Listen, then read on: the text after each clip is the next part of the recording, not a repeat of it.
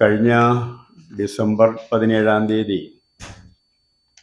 പാലക്കാട് അട്ടപ്പള്ളത്ത് വെച്ച് നടന്ന ഛത്തീസ്ഗഡിൽ നിന്നുള്ള രാംനാരായൺ ബാഗേൽ എന്ന് പറയുന്ന തൊഴിലാളിയെ സംഘപരിവാർ നടത്തിയ ആൾക്കൂട്ട കൊലപാതകവുമായി ബന്ധപ്പെട്ടുകൊണ്ടുള്ള ഒരു പത്രസമ്മേളനമാണ് ഇപ്പോൾ ഇവിടെ ഞങ്ങൾ നടത്തുന്നത്.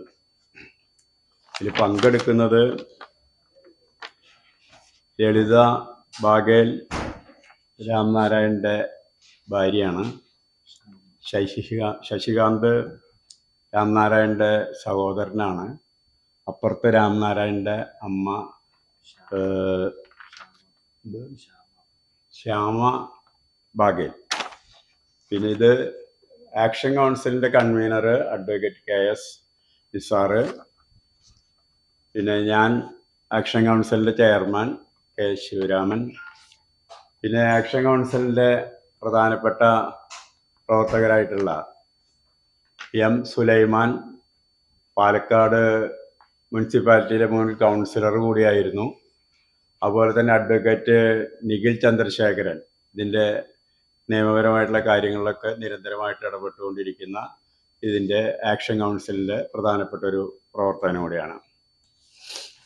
അപ്പോൾ ഈ വീണ്ടും ഇപ്പോൾ ഭരണം മാറിയതിൻ്റെ അടിസ്ഥാനത്തിലൊരു പത്രസമ്മേളനം നടത്തുന്നത് ഇതുമായി ബന്ധപ്പെട്ടുകൊണ്ടുള്ള ആനുകൂല്യങ്ങൾ സർക്കാർ ഒരു ഭാഗത്ത് നൽകുകയും അതേ സമയത്ത് കേസുമായി ബന്ധപ്പെട്ടുകൊണ്ട് വേണ്ടത്ര ഗൗരവത്തിൽ ഈ വിഷയത്തിനെ എടുത്തിട്ടില്ല എന്നുള്ളത് കൊണ്ടാണ്. അതുകൊണ്ട് ഈ പുതിയ സർക്കാരിൻ്റെ മുൻപിൽ ഈ വിഷയത്തിൻ്റെ ഗൗരവം എത്തിക്കാനും അതുപോലെ ഇതുമായി ബന്ധപ്പെട്ടുകൊണ്ട് നടക്കേണ്ട ഭാവി പ്രവർത്തനങ്ങളെക്കുറിച്ച് വിശദീകരിക്കുന്നതിന് വേണ്ടിയിട്ടാണ് ഈ പത്രസമ്മേളനം സംഘടിപ്പിച്ചിട്ടുള്ളത്. ഇതിൻ്റെ കൂടുതൽ വിശദാംശങ്ങൾ ഇതിൻ്റെ കൺവീനറായിട്ടുള്ള അഡ്വക്കേറ്റ് KS നിസാർ വിശദീകരിക്കുക. അദ്ദേഹത്തെ പ്രിയപ്പെട്ടവരെ, ഇവിടെ പറഞ്ഞതുപോലെ 2025 ഡിസംബർ 17 രാംനാരായണൻ ബാഗേൽ പാലക്കാട് വാളയാർ അട്ടപ്പള്ളത്ത് കൊല ചെയ്യപ്പെടുന്നത്. കേരളത്തിൽ ഇന്ന് അതിന് ഒരു കുറ്റപത്രം സമർപ്പിക്കപ്പെട്ടിരിക്കുക. BNS വന്നതിന് ശേഷം മൊബിലിഞ്ചിങ്, ആൾക്കൂട്ട കൊലപാതകം എന്ന വകുപ്പ് ചുമത്തി കേരളത്തിൽ ചാർജ് ചെയ്യപ്പെടുന്ന ആദ്യത്തെ കേസാണ് ഈ കേസ്. അത്രമേൽ പ്രാധാന്യം അതിനുണ്ട്. ആ കേസ് നേരത്തെ തന്നെ കേരളത്തിൽ ചർച്ചയാക്കപ്പെട്ടത് ഞങ്ങൾ തന്നെ മുമ്പ് പത്രസമ്മേളനങ്ങളിലൂടെ പറഞ്ഞിട്ടുള്ളതാണ്. ആക്ഷൻ കൗൺസിലിന്റെ പ്രവർത്തകർ നടത്തിയിട്ടുള്ള നിരന്തരമായ ഇടപെടലുകളുടെ ഭാഗമായിട്ടാണ് അന്നത്തെ LDF സർക്കാർ അതുമായി ബന്ധപ്പെട്ട് ഇടപെടൽ നടത്താൻ തീരുമാനിക്കുകയും തൃശ്ശൂർ മെഡിക്കൽ കോളേജുമായി ബന്ധപ്പെട്ടുകൊണ്ട് തന്നെ നടന്ന സമരങ്ങൾ തൃശ്ശൂരിലെ പത്രപ്രവർത്തകർ പരിചയമുള്ളതാണ്. തുടർന്ന് കളക്ടറേറ്റിൽ നടന്ന ചർച്ചയുടെ ഭാഗമായി മന്ത്രി K രാജന്റെ നേതൃത്വത്തിൽ നടന്ന ചർച്ചയുടെ ഭാഗമായിട്ടാണ് ആ കുടുംബത്തിന് നഷ്ടപരിഹാര തുക അനുവദിക്കാനും ബോഡി നാട്ടിലേക്ക് വിമാനമാർഗം എത്തിക്കാനൊക്കെയുള്ള സമ്മതമുണ്ടായതെന്ന് നമുക്കറിയാം. അതിനുശേഷം പിന്നീട് പാലക്കാട് SC/ST മണ്ണാർക്കാട് കോടതിയുമായി ബന്ധപ്പെട്ടുകൊണ്ട് ഈ കേസിൽ കേരളത്തിൽ വളരെ ഗൗരവമുള്ളൊരു കേസായിട്ട് പോലും പബ്ലിക് പ്രോസിക്യൂട്ടർ ഇല്ലാത്തൊരു കോടതിയിലാണ് ഈ കേസ് വന്നത്. എന്നാൽ ഈ കേസ് വന്നതിന് ശേഷം ഒരു പ്രോസിക്യൂട്ടർ നിയമിക്കാനും സർക്കാരിന്റെ ഭാഗത്ത് നടപടി ഉണ്ടായിരുന്നില്ല. അതിനുശേഷം ഞങ്ങൾ പാലക്കാട് കളക്ടറെ കണ്ടു. കളക്ടറേറ്റിന് മുന്നിൽ സമരം നടത്തി. ശശികാന്ത് അടക്കമുള്ള ആളുകൾ വന്ന് സമരം നടത്തിയ അടിസ്ഥാനത്തിൽ ആവശ്യപ്പെട്ടത് പ്രകാരമാണ് പിന്നീട് പ്രോസിക്യൂട്ടറെ നിയമിക്കാൻ സർക്കാരിന്റെ ഭാഗത്തും തീരുമാനമുണ്ടായത്. SITയെ നിയമിക്കണമെന്ന് നേരത്തെ നമ്മൾ ആവശ്യപ്പെട്ടിരുന്നു. ഈ മൊബിലിഞ്ചിങ് കേസ് വന്നു കഴിഞ്ഞാൽ സ്വാഭാവികമായും അതിൽ ഇംപ്ലിമെന്റ് ചെയ്യേണ്ട തഹസിൻ പൂനെവാലെ മാർഗനിർദ്ദേശങ്ങളുണ്ട്, സുപ്രീം കോടതി മാർഗനിർദ്ദേശങ്ങൾ. അതിന്റെ ഭാഗമായി തന്നെ വരേണ്ടതാണ്. SIT രൂപീകരിക്കപ്പെട്ടെങ്കിലും അതിന്റെ ഭാഗമായി സമർപ്പിക്കപ്പെട്ട കുറ്റപത്രം അതിൽ സാങ്കേതിക പിഴവുകളുണ്ട് എന്ന് കോടതി കണ്ടെത്തുകയും അത് തിരിച്ചു കൊടുത്തിരിക്കുകയും ചെയ്യാം. ഇത് നേരത്തെ തന്നെ പ്രതികൾക്ക് ജാമ്യം അനുവദിക്കുന്ന അവസ്ഥ ഉണ്ടായിരുന്നു. പിന്നീട് ആക്ഷൻ കൗൺസിൽ തന്നെ ഇടപെടുകയും സർക്കാർ സമ്മർദ്ദം ചെലുത്തുകയും അതിന്റെ ഭാഗമായി സർക്കാർ അപ്പീൽ പോവുകയും ചെയ്ത ശേഷമാണ് ജാമ്യം റദ്ദാക്കുന്ന നടപടി സ്വീകരിക്കപ്പെട്ടത്.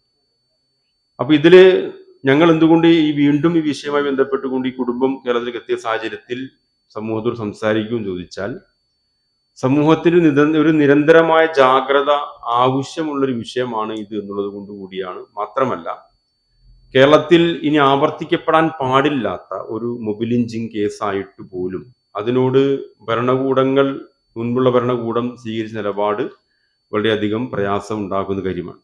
അപ്പോൾ ആളുകൾ ചോദിക്കുന്ന ചോദ്യം, കുടുംബത്തിന് നഷ്ടപരിഹാരം കിട്ടിയില്ലേ എന്ന ചോദ്യമാണ്. ആ നഷ്ടപരിഹാരം കിട്ടിയത് കൊണ്ട് ആ കുടുംബത്തിന് വേദന മാറില്ല എന്ന് നമുക്ക് എല്ലാവർക്കും അറിയാം. അതേസമയം കേരളത്തിന്റെ ഒരു സോഷ്യൽ ഫാബ്രിക്കിനേറ്റ വലിയ അടിയാണ് വംശീയമായി ബംഗ്ലാദേശിൽ നിന്ന് ആരോപിച്ച് അങ്ങനെ വിചാരണ ചെയ്ത്, ആൾക്കൂട്ട വിചാരണ ചെയ്ത് പരസ്യമായി പൊതുമധ്യത്തിൽ ഒരുത്തരെ തല്ലിക്കൊല്ലുന്ന അവസ്ഥ കേരളത്തിലേക്ക് നമ്മൾ കേട്ടുപരിചയമില്ലാത്ത കാര്യമാണ്. ഇങ്ങനെ ഭീകരമായ ഒരു ഇൻസിഡന്റ് കേരളം സംഭവിച്ചിട്ട് മേലിൽ അത് ആവർത്തിക്കപ്പെടാതിരിക്കണമെങ്കിൽ അതിന്റെ പ്രതികളായിട്ടുള്ള RSSകാരായിട്ടുള്ള അവിടുത്തെ പ്രധാനികൾ, വലിയ ഗുണ്ടകൾ, സാമൂഹികമായി സാമ്പത്തികമായി ഒക്കെ വലിയ ശക്തിയുള്ള ആളുകളാണെന്ന് പറയപ്പെടുന്നു. അവർ അവരുടെ പവർ ഉപയോഗിച്ചുകൊണ്ട് പല സ്വഭാവത്തിൽ രക്ഷപ്പെടാൻ ശ്രമിച്ചുകൊണ്ടിരിക്കുകയാണ്. അപ്പൊ ആ സന്ദർഭത്തിൽ അതിന് അനുകൂലമായ രീതിയിൽ ആണ് ഈ സർക്കാർ പോലീസ് ഭാഗത്തു നിന്നും ചില ഇടപെടൽ ഉണ്ടായിക്കൊണ്ടിരിക്കുന്നത് എന്നുള്ളതാണ് നമ്മെ ആശങ്കയിലാഴ്ത്തുന്ന ഒരു വലിയ പ്രശ്നം എന്ന് പറയുന്നത്. ഇപ്പോൾ സമർപ്പിക്കപ്പെട്ട കുറ്റപത്രത്തിൽ പോലും സാങ്കേതിക പിഴവുകൾ ഉണ്ടായി എന്ന് പറയുന്നത് അത് ഈ അശ്രദ്ധയുടെ ഭാഗമാണ്. അതുകൊണ്ട് ഇത് കേരളത്തിന്റെ ഒരു വലിയ സീരിയസ് മാറ്ററാണ്. ഈ സീരിയസ് മാറ്ററിനെ ഇനി ആവർത്തിക്കപ്പെടാതിരിക്കണമെങ്കിൽ ഇവിടുത്തെ ഇതിന്റെ പ്രതികൾ, സംഘപരിവാറുകാരായ RSSകാരായ പ്രതികൾ മാതൃകാപരമായി ശിക്ഷിക്കപ്പെടുന്ന അവസ്ഥ ഉണ്ടാകണം എന്നുള്ളതാണ് ഇതിൽ നമ്മൾ മുന്നോട്ട് വെച്ചുള്ള പ്രധാനപ്പെട്ട ഡിമാൻഡ് എന്ന് പറയുന്നത്. ഇതില് കേരളത്തിൽ ഭരണം മാറിയതിനു ശേഷം UDF സർക്കാർ അധികാരത്തിൽ വന്നിരിക്കുന്നു, ആഭ്യന്തരമന്ത്രിക്ക് മാറ്റം വന്നിരിക്കുന്നു. അപ്പോൾ ഇതുമായി ബന്ധപ്പെട്ടുകൊണ്ട് ആഭ്യന്തരമന്ത്രിയെ ഈ കുടുംബം തന്നെ കാണാൻ വേണ്ടി ശ്രമം നടത്തിക്കൊണ്ടിരിക്കുന്നുണ്ട്. തുടർന്നുള്ള ദിവസങ്ങളിൽ അത്തരം ചില ശ്രമങ്ങളിലേക്ക് ആക്ഷൻ കമ്മിറ്റിയും ഈ കുടുംബാംഗങ്ങളും ഒക്കെ പ്രവേശിക്കാൻ പോവുകയാണ്. അപ്പൊ ഇതില് വളരെ ജാഗ്രതയോടുകൂടിയുള്ള ഇടപെടൽ കേരള സർക്കാരിന്റെ ഭാഗത്തുനിന്ന്, ആഭ്യന്തരമന്ത്രിയുടെ ഭാഗത്തുനിന്ന് ഉണ്ടാകണം എന്നുള്ളതാണ് ഈ സന്ദർഭത്തിൽ കുടുംബത്തോടൊപ്പം ചേർന്നുകൊണ്ട് ആക്ഷൻ കൗൺസിലിന് ആവശ്യപ്പെടാനുള്ളത്. ഇതുപോലെ സമാനമായ കേസുകൾ കേരളത്തിന്റെ വിവിധങ്ങളായ ഭാഗത്ത് ആവർത്തിക്കപ്പെടാതിരിക്കാൻ കേരളത്തിൽ ജാഗ്രത അനിവാര്യമാണ് എന്നുള്ളതാണ്. നേരത്തെ തന്നെ നഷ്ടപരിഹാര തുകയുമായി ബന്ധപ്പെട്ടുകൊണ്ട് കേരള സർക്കാർ ഒരു വലിയ തുക ഈ കുടുംബത്തിന് അനുവദിച്ചിരുന്നു. അതിനുശേഷം ആക്ഷൻ കൗൺസിലിന്റെ തന്നെ ഇടപെടലിന്റെ ഭാഗമായി SC/ST വകുപ്പ്, അട്രോസിറ്റീസ് വകുപ്പ് ചുമത്തിക്കഴിഞ്ഞാൽ ഈ കുടുംബത്തിന് ലഭ്യമാകേണ്ട ഒരു നഷ്ടപരിഹാര തുകയുണ്ട്. ആ തുകയും അവർക്ക് നേടിക്കൊടുക്കുന്നിടത്ത് ഈ ആക്ഷൻ കമ്മിറ്റിയുടെ പ്രവർത്തനങ്ങൾ വലിയ വിജയം കണ്ടിരിക്കുന്നു എന്ന സന്തോഷ വാർത്ത കൂടി നിങ്ങളോട് അറിയിക്കുകയാണ്. അപ്പൊ നമ്മൾ ആ ഇടപെട്ടാൽ മാത്രമാണ് നടക്കുന്നത് എന്നുള്ള ഒരു പ്രതിസന്ധി, കരയുന്ന കുട്ടിക്ക് പാലുള്ളൂ എന്ന് പറഞ്ഞ പ്രതിസന്ധി കേരളത്തിൽ ഉണ്ട്. പക്ഷെ ഈ കേസ് അങ്ങനെയല്ല, സാധാരണ ഒരു കേസ് പോലെയല്ല. വളരെ പച്ചയായ ഒരു മനുഷ്യനെ ഉത്തരേന്ത്യയിലൊക്കെ നമ്മൾ കേട്ടുപരിചയമുള്ള പോലെ വംശീയമായ അധിക്ഷേപം നടത്തി, അവൻ ദളിതനാണ് എന്നറിഞ്ഞിട്ടും അവൻ ബംഗ്ലാദേശിയാണ് എന്ന് ആരോപിച്ച്, മുസ്ലിമാണ് എന്ന് തെറ്റിദ്ധരിച്ച് ഒരാളെ പച്ചക്ക് നടുറൂട്ടിലിട്ട് ഒരു ഗ്രാമത്തിൽ ഇട്ട് തല്ലിക്കൊല്ലുന്നു എന്ന് പറയുന്നത് കേരളത്തിൽ ആവർത്തിക്കപ്പെടാൻ പാടില്ലാത്തൊരു കാര്യമാണ്. അതുകൊണ്ട് ഇതിൽ എല്ലാ പത്രക്കാരുടെയും മുമ്പ് സഹകരിച്ചിട്ടുണ്ട്, തുടർന്നുള്ള പ്രവർത്തനങ്ങളിലും പ്രതികൾ മാതൃകാപരമായി ശിക്ഷിക്കപ്പെടുക എന്നുള്ളത് മാത്രമാണ് ഇത് ആവർത്തിക്കപ്പെടാതിരിക്കാനുള്ള ഏറ്റവും പ്രധാനപ്പെട്ട വഴി. അതിനുവേണ്ടിയുള്ള ശ്രമങ്ങളിൽ നിങ്ങൾ എല്ലാവരും പങ്കാളികളാകണം എന്ന് ഒരിക്കൽ കൂടി ആവശ്യപ്പെടുകയാണ്.